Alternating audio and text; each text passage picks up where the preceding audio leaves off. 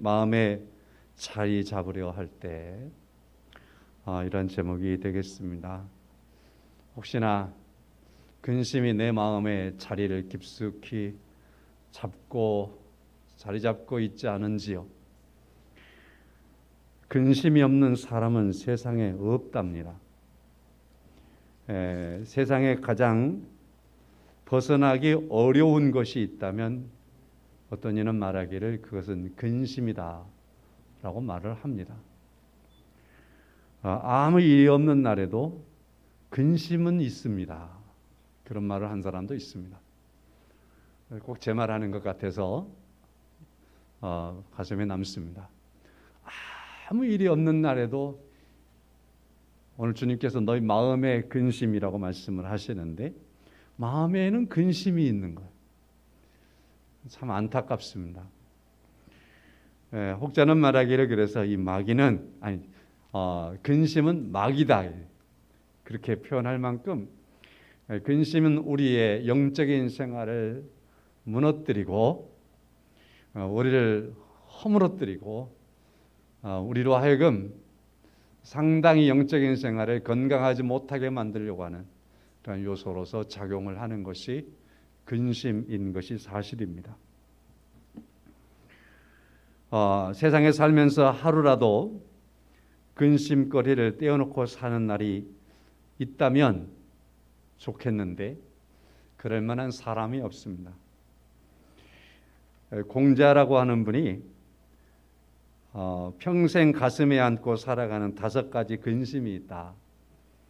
그러면서 5가지 근심을 이렇게 기록해 놓은 걸 읽어보았습니다. 좀 고급스럽더라고요. 인격을 제대로 연마하고 있지 않는 것에 대한 근심이 있고, 배움에 열심을 갖지 않는 것에 대한 근심이 있고, 옳은 것을 듣고 실천하지 않는 것에 대한 근심이 있고, 좋지 못한 것을 고치고 있지 않는 것에 대한 근심이 있다. 이것이 평생 내가 살아가면서 하는 근심이다. 이렇게 좀 해석된 부분을 읽어드렸습니다만은 이와 같이 근심이라고 하는 건 평상시 삶 속에서 부딪히는 것들 속에서도 있지만 또 뭔가 추구하려고 하는 사람들, 옳게 살아가려고 하는 사람들, 이러한 성인들에게서도 근심은 그들에게 있다라고 말하고 있습니다. 여러분과 저에게도 근심이 얼마나 많은지 우리의 어른들은 이런 말도 했습니다. 가지 많은 나무에 바람 잘 날 없다 했습니다. 정말 그런 것 같지요? 자식이 많으면 늘 근심이 있고 하루도 근심을 벗어날 수 없다. 또 많은 사람이 모이는 곳에 많은 일들을 하는 곳에 늘 가지가 많으면 바람 잘 날이 없듯이 근심은 항상 있습니다. 우리의 영적 생활에 깊숙한 곳에 이 근심이 자리를 잡고 있습니다.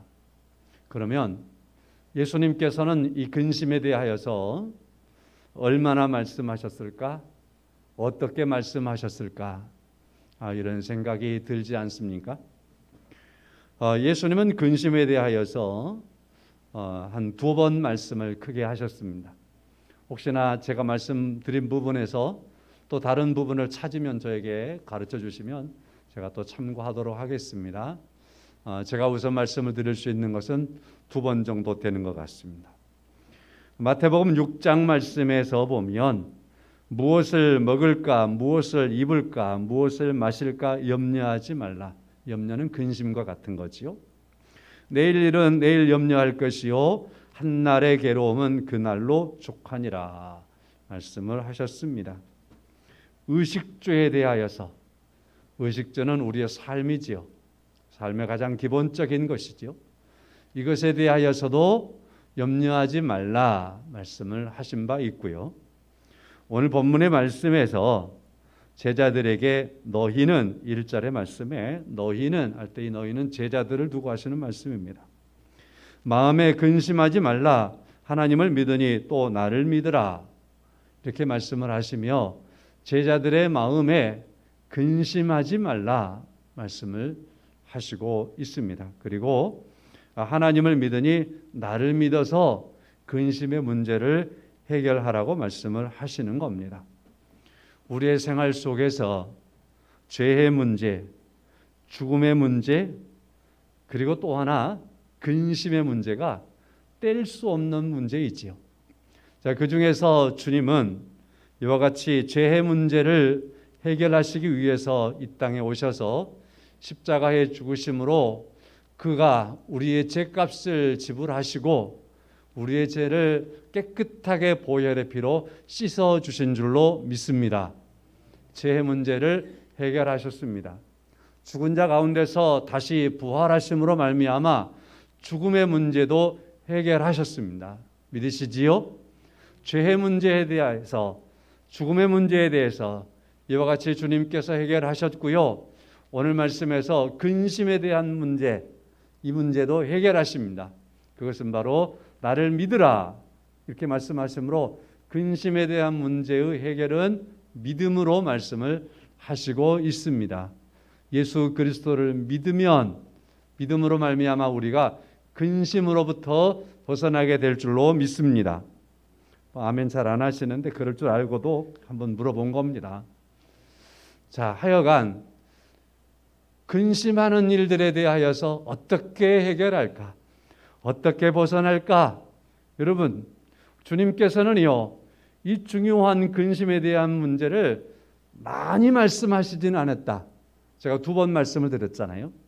많이 말씀을 하시진 않았지만 그렇다고 해서 중요하지 않다라고 하신 건 아닙니다. 오히려 많이 말씀은 하시지 않았지만 이 근심에 대하여서 단호하게 말씀을 하시는 거죠. 이에 대하여서 주님께서 명료하게 명령하시는 겁니다. 근심하지 말라. 근심하느냐? 나를 믿으라. 이렇게 말씀을 하시는 것이 주님께서 근심에 대해서 우리에게 말씀을 하시는 겁니다. 주님의 명령입니다. 근심하지 말아라. 근심이 있느냐? 나를 믿으라. 이게 바로 주님께서 근심에 대해서 말씀하시는 핵심입니다. 그러므로 근심을 하지 않는 것이 맞겠으나 근심하지 않는 사람이 아무도 없다.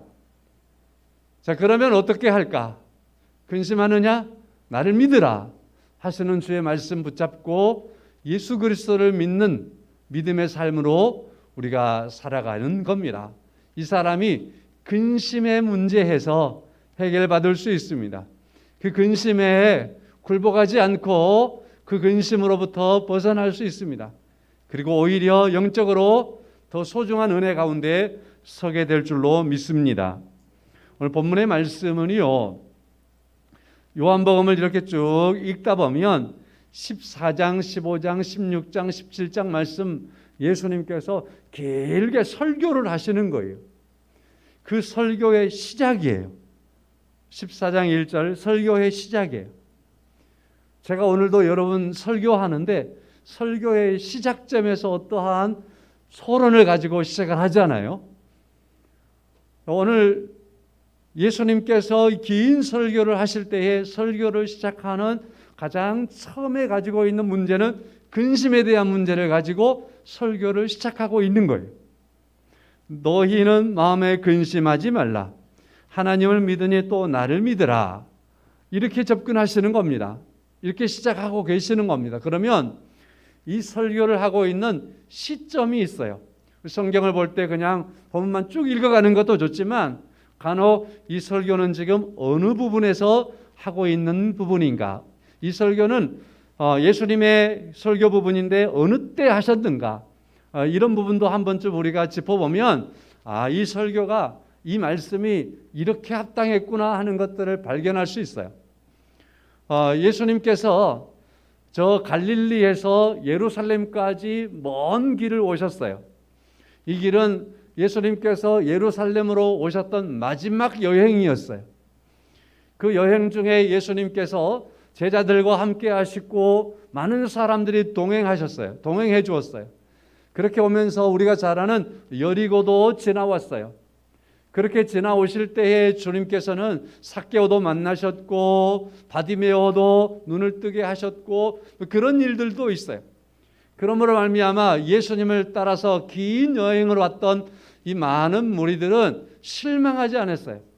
역시 우리 예수님께서는, 우리 선생님께서는, 우리 스승께서는 제자들의 마음에도 그런 마음들이 있는 겁니다. 이번에 우리가 예루살렘으로 여행해 가는데 이번에 예루살렘 가면 이런 능력이면, 이런 훌륭한 가르침이면 우리가 충분히 이분을 옹이하고 그래서 예루살렘에 가서 왕으로 세울 수 있는 분이야. 이번에 올라가시면 왕이 될 거야. 어떤 기대 속에, 소망 속에 제자들은 지금 예루살렘에 온 거예요. 예루살렘에 도착했는데 예수님께서 떡하니 성전에 들어가시더니만은 성전을 정결케 하셔버리는 거예요. 그 의리의리하고 어마어마하고 두려움의 대상이고 했던 그 성전에 있었던 제사장들에게 책망도 하고 바리새인들 서기관들을 향해서도 너희들이 잘못됐다라고 과감하게 지적하시는 그런 예수님을 그들이 보는 거예요.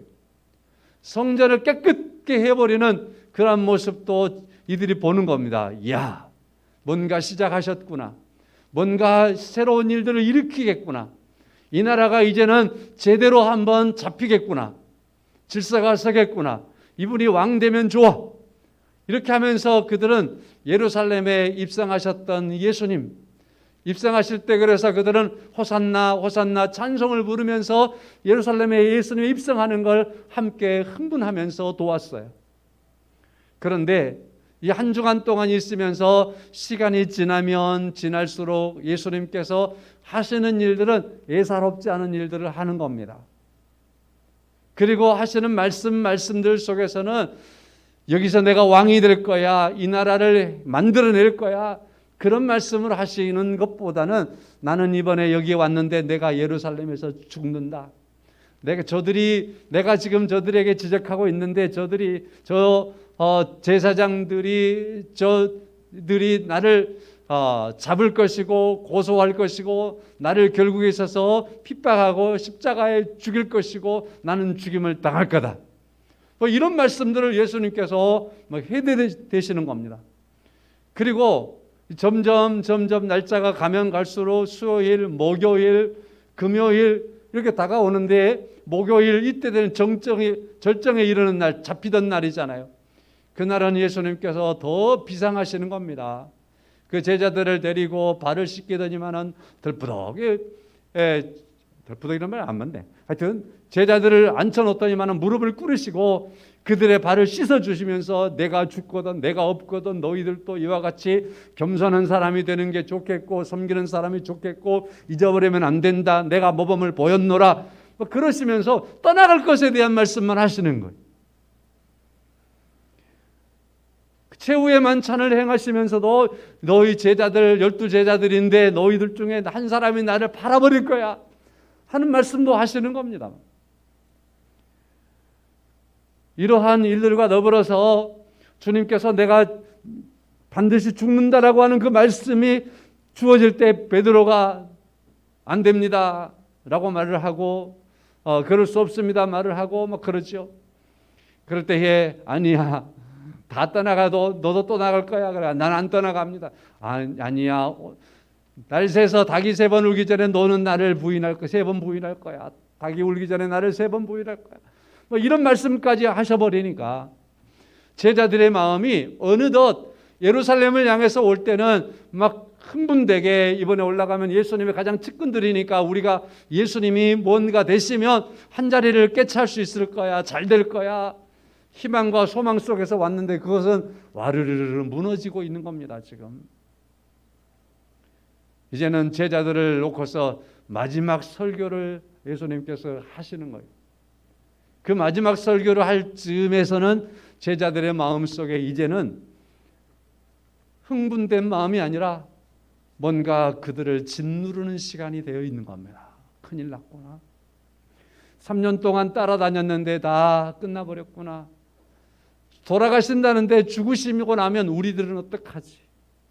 자신들의 신변의 문제까지 생각하지 않으면 안 될 상황의 제자들이 처하게 되는 순간이 오늘 본문의 설교가 시작되고 있는 이 시점인 겁니다. 그래서 이 제자들의 마음을 한마디로 표현한다면 근심에 매여 있는 시간인 겁니다. 근심에 지금 꽉 잡혀 있는 거예요. 그렇다고 한다면 제자들의 얼굴에는 이제는 웃음도 없고 서로 주고받는 이야기도 없고, 근심도요, 얇은 근심은 말이 많대요. 그러나 정말 깊은 근심을 하는 사람들은 말이 없대. 제자들은 아마 더 이상 이제는 어떤 말이 없는 거예요, 지금. 그래서 근심 속에 그들이 잡혀있는 그러한 순간에 처하게 된 것이 오늘 본문의 말씀 설교를 시작하고 있는 이 시점인 겁니다. 주님께서는 자신의 설교를 듣는, 마지막 설교를 듣게 되는 제자들의 마음을 너무도 잘 알았던 겁니다.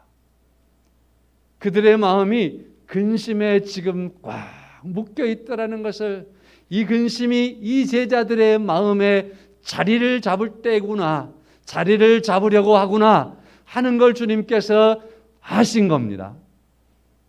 그래서 오늘 설교 제목이 마음에 근심이 자리를 잡으려 할 때 이렇게 가지고 왔습니다. 주님께서는 이 제자들의 마음을 아시고서 말씀을 하십니다. 1절, 너희는 마음에 근심하지 말라. 내가 지금껏 했던 일들 그대로 되는 건 사실이지만 그 때문에 근심하지 말라. 제자들은 근심할 만하지요. 왜 그렇습니까? 이 제자들은 지금껏 예수님을 따르며 가졌던 꿈이 사라져 버렸잖아요. 이제 그들이 뭔가 가지고 있었던 그 소망하는 것, 그런 거 하면 이제는 예수님이 여기까지 따라왔다라고 하는 이유 때문에 예수님이 처형당하면 자신들의 신변에도 어떤 문제가 발생할 게 분명하잖아요. 이에 대한 근심, 또한 그들은 3년 전에 예수님의 부름을 받아서 지금껏 예수님을 중심에서 살아왔습니다. 그래서 3년이라는 세월 속에서 그들의 삶은 이제는 예수님을 항상 가운데 두고서 주님 안에서 그들이 모든 생활들을 해왔는데 삶의 중심을 잃어버리게 생겼습니다. 지금 어떻게 해야지? 어떻게 해야 하나? 준비도 안 됐는데.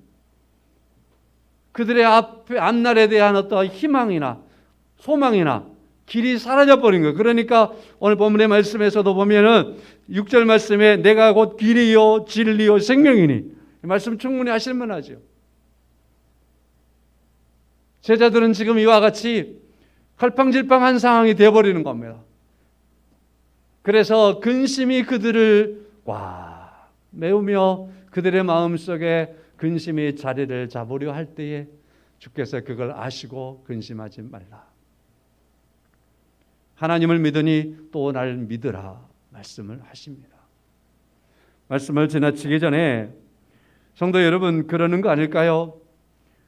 예수님께서 제자들 자신 앞에 있는 이 제자들의 상황을 가장 잘 아시고 그들의 근심에 대한 문제를 다루시고 말씀을 하신다면, 오늘 또 여러분과 저에게 있는 근심이 있다면 주님은 우리의 근심의 크기도 아시고 깊이도 아시고 우리의 근심의 상황들을 주께서 다 아시고 그 근심의 문제에 대해서 해결해 주시는 분이 예수 그리스도이신 줄로 믿습니다. 그 주님을 통해서 우리가 근심으로부터 벗어나야 되겠다. 그러면 주께서 하시는 말씀의 근심이 뭔가라고 하는 것을 우리가 생각해야 되는 겁니다.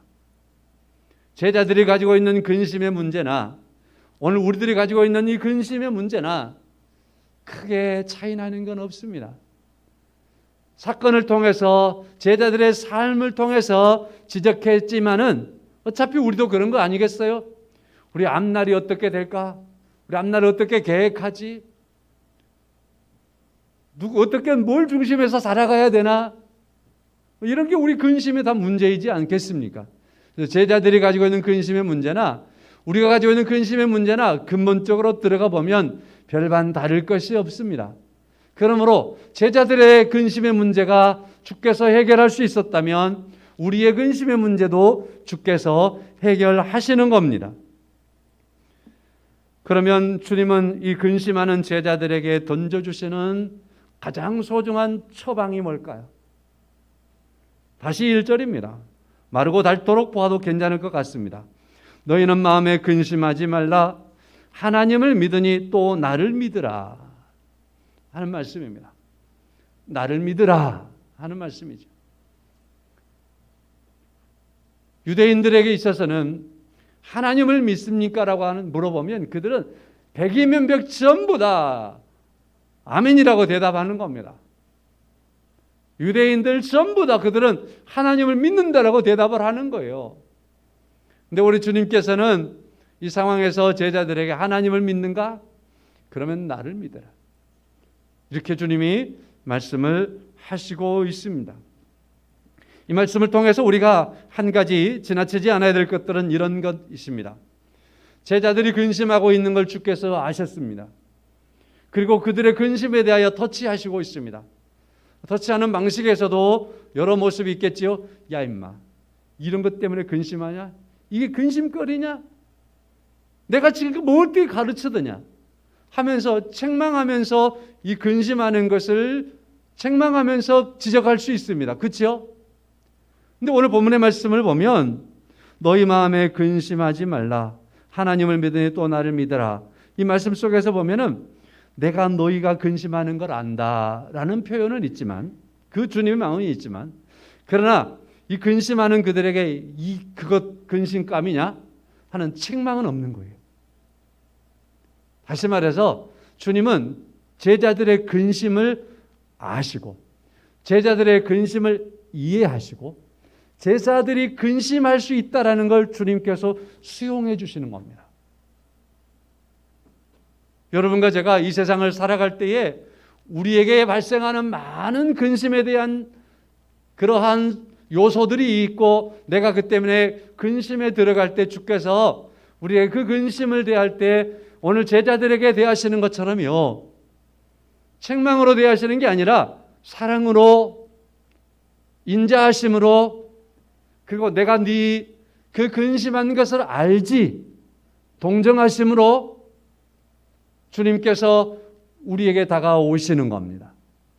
그래서 우리에게 근심의 문제가 있는 것 때문에 주님이 나를 책망하실 거라고 생각 마시고 내게 있는 이 근심은 주님께서 충분히 이해하시고 충분히 아시고 내 있는 이 근심은 주님께서 내게 오셔서 치료하시는 분이다. 제자들에게 근심하지 말라라고 말씀하시며 다가오셨던 주님이시라면 나의 모든 것도 아시고 내게 근심하지 말라 하시고 그 문제를 해결하시는 주님이시다. 그래서 내게 근심이 있는 것이 잘못된 게 아니고 근심이 있는 건 사실이나 주께서 그걸 아시고 내 근심을 책망하지 아니하시고 오히려 이 부분에 대하여서 나를 도와주시는 주님을 우리가 함께 만날 수 있기를 원합니다.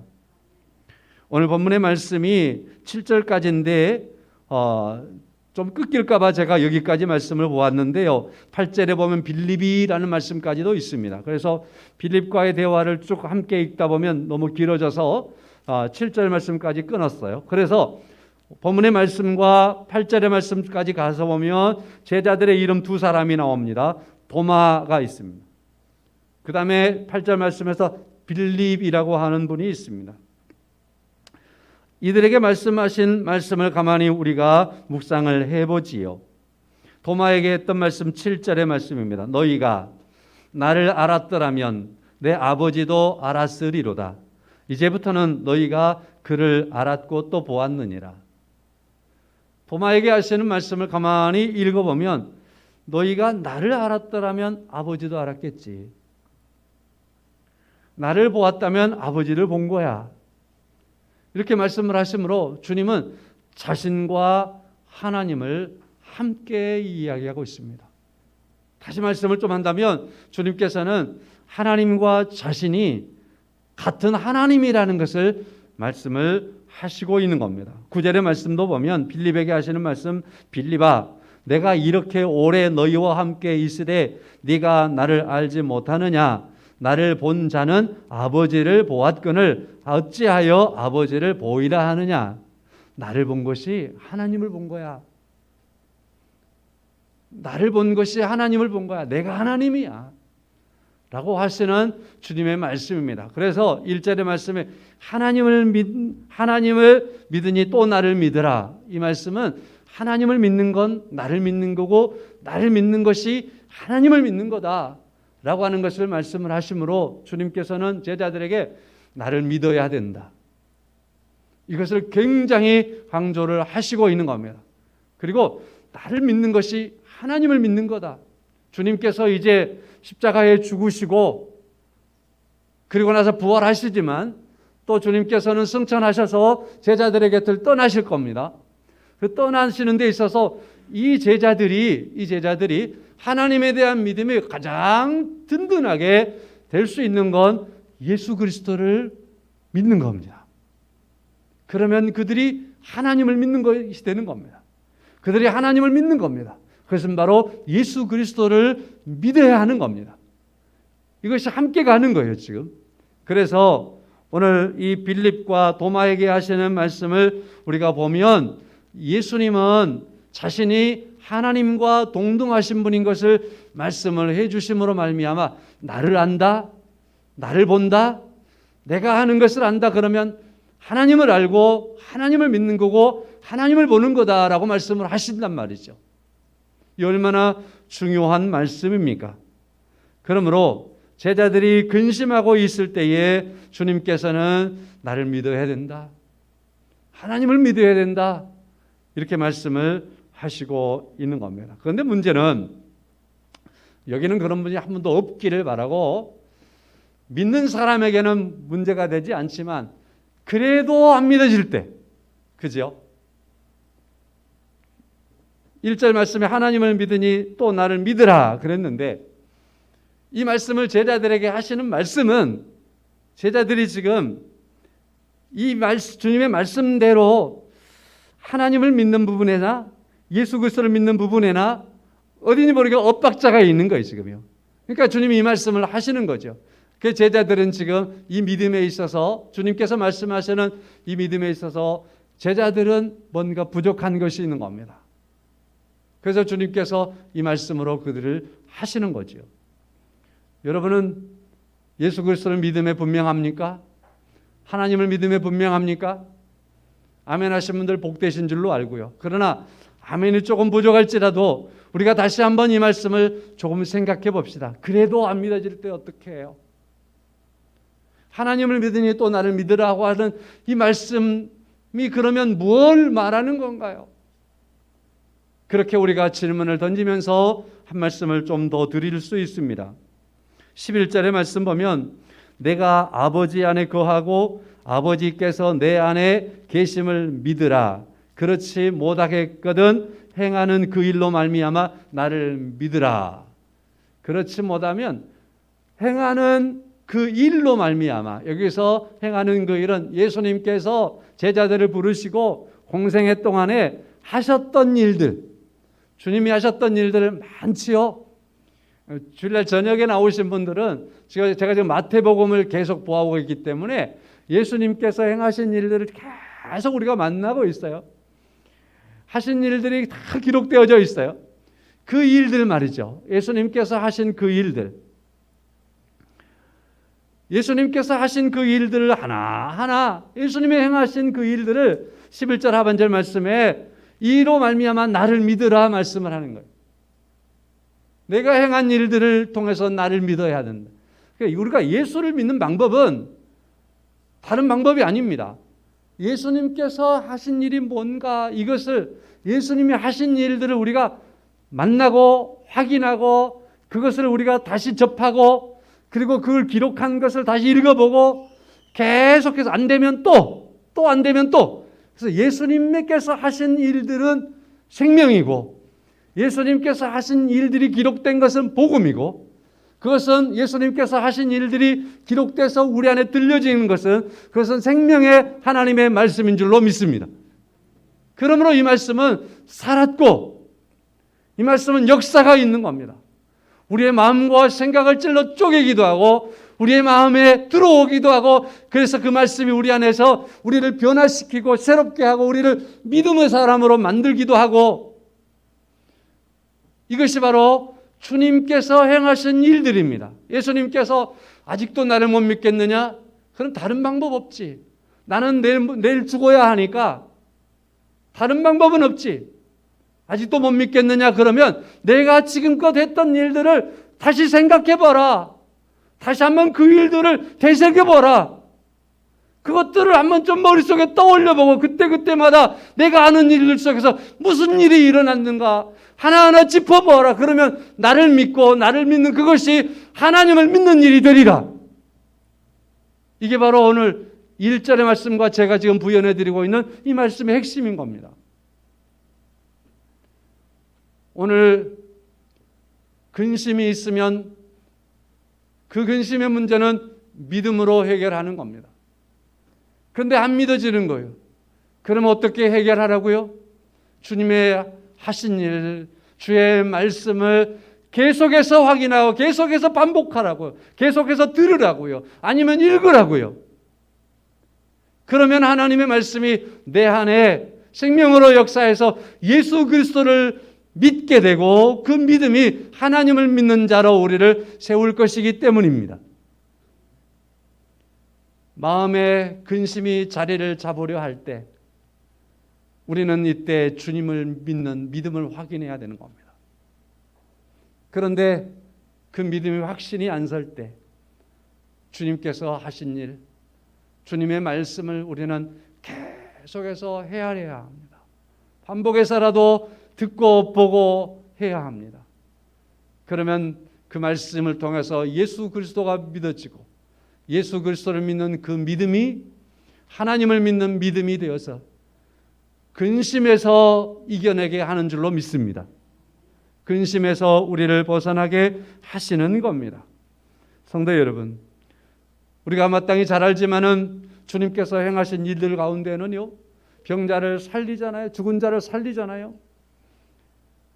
바람을 잠잠케 해버리잖아요. 성도 여러분, 귀신 들린 자에게서 귀신을 쫓아내시잖아요. 많은 병자들을 치유하시잖아요. 이 모든 일들을 하나하나 정리해서 하나로 딱 묶어놓은 다음에 들여다보면 이건 창조주 하나님만이 하실 수 있는 겁니다. 예수 그리스도가 믿어지고 그 믿음 안에서 하나님을 믿는 놀라운 역사가 있는 거지요. 여러분과 저에게 그러한 믿음으로 사는 은혜가 있기를 주의 이름으로 축원합니다. 근심 걱정에 대하여 그것이 우리 안에 자리를 잡으려 할 때 첫째 해결점은 믿음이었습니다. 두 번째는 뭘까요? 2절의 말씀. 내 아버지 집에 거할 곳이 많도다. 그렇지 않으면 너희에게 일렀으리라. 내가 너희를 위하여 거처를 예비하러 가노니. 그리고 나서 오시겠다 또 말씀을 하시는 거죠. 이 말씀 속에서 내가 가는데 그곳에는 거할 곳이 참 많다. 그리고 내가 그 거처를 예비하러 가는데 다 때가 되면 다시 오리라. 그러므로 이거 말씀 붙잡고 내가 다시 올 것을 기다리며 살아야 된다. 흔들리지 말라. 이건 뭘까요? 소망입니다. 소망. 예수 안에 있는 소망이 우리를 근심으로부터 이겨나게 할 줄로 믿습니다. 그렇지요. 소망이 없으면 무너지는 거예요. 소망이 없으면 포기하는 거예요. 주저앉아 버리는 거잖아요. 어린 아이들도요, 앵앵앵거리고 있어요. 그 아이에게 가가지고요, 야, 엄마가 지금 1시인데 말이야, 2시에 온다겠어. 2시, 1시간만 더 기다리면 엄마 오신다고 너 약속했잖아. 너 그거 잊었니? 맞아, 온다겠어요. 또 그치는 거예요. 그죠? 또 그치는 거예요. 1시간 이겨내는 거예요. 우리 주님께서 약속하신 약속을 붙잡는 게 우리의 소망이에요. 그 소망이 없으면 이 땅에서 근심에 매이는 거예요. 근심에 묶이는 거예요. 근심이 무덤이 되어버리는 거예요. 그렇지만은 주께서 우리에게 하신 그 약속을 우리가 바라보고 기다리며 소망하며 사는 거예요. 하도 힘드니까 길선주 목사님이라는 분이 계셨는데 너무 힘드니까 일본 사람들이 한국 교회를 얼마나 핍박하고 교회 다닌 사람들 그렇게 힘들게 하고 신사참배시키면서 한데 예수 믿는 사람들이 그거 이겨내느라고 얼마나 고초를 당하잖아요. 그 고초 속에서 무릎을 꿇지 않는 거예요. 일본에 항복하지 않는 거예요. 그가 그처럼 항복하지 않을 수 있는 힘이 어디에 있었느냐, 그 능력이 어디에 있었느냐 하면은 이분은요 참 존경할 만한 게 뭐냐면 그렇게 힘들면 힘들수록 요한계시록을 읽었다는 거예요. 소망해 주는 말씀, 미래에 대한 말씀, 주님께서 하셨던 약속에 대한 말씀, 특별히 말이죠 마지막으로 주님께서 하신 말씀, 내가 속히 오리라 하시는 그 말씀. 그래서 이분이 요한계시록을 1만 번을 읽었다는 거예요. 그 이상을 읽었다는 거예요. 그래서 요한계시록을 읽고 읽으면서 그 말씀이 생명이 될 때에 소망으로 이 세상에서 당하는 이 고난은 이겨낼 수 있고 이 근심에서도 벗어날 수 있었고, 그러므로 말미암아서 그가 설포하는 설교를 통해서 많은 사람들이 다시 새 힘을 얻고 근심에서 벗어났다라는 거예요. 하나님의 말씀이, 주의 말씀이 우리에게 주는 그러한 소망이 여러분과 저를 그렇게 세워가는 줄로 믿습니다. 말씀을 마치겠습니다. 코로나19가 재확산됨으로 말미암아 오늘 또 강주 전남에서 50명이 넘어요. 와, 이렇게 많은 확진자가 발생을 해서 3단계, 우리 교회도 예배 20%만 드리세요. 서울은 아무리 큰 교회도 19명까지만 예배를 드리세요. 이렇게 지금 국가가 얘기하고 있습니다. 교회 있으니까 우리 교회를 말하지만 우리는 사회적으로 세계적으로 얼마나 많은 근심이 있는지 몰라요. 총체적인 근심의 문제들이 세상에 쌓이고 쌓여 있습니다. 이러한 때에 우리가 이 근심의 문제 앞에서 가장 먼저 회복해야 될 것이 있습니다. 하나님께서 우리에게 던져주신 치료약이 있습니다. 코로나 백신 좋습니다. 저도 백신 맞았는데요, 참 좋습니다. 그러나 우리에게 영적으로 가장 소중한 치료제가 있다면 예수 그리스도를 하나님으로 믿는 겁니다. 그리고 우리가 예수 안에서 소망을 갖는 삶을 사는 것인 줄로 믿습니다. 그러면 베드로전서 5장 7절, 너희는 너희 염려를 다 주께 맡기라. 이는 그가 너희를 돌보심이라. 믿으십니까? 고린도후서 6장 10절 말씀, 근심하는 자 같으나 항상 기뻐하고, 근심하는 자 같으나 예수 안에서 믿음으로 서서 기뻐하고 믿음으로 승리하는 성도님들 되시기를 주의 이름으로 축원합니다. 기도하겠습니다. 우리를 사랑하시고 함께 하시는 주님, 영광을 받으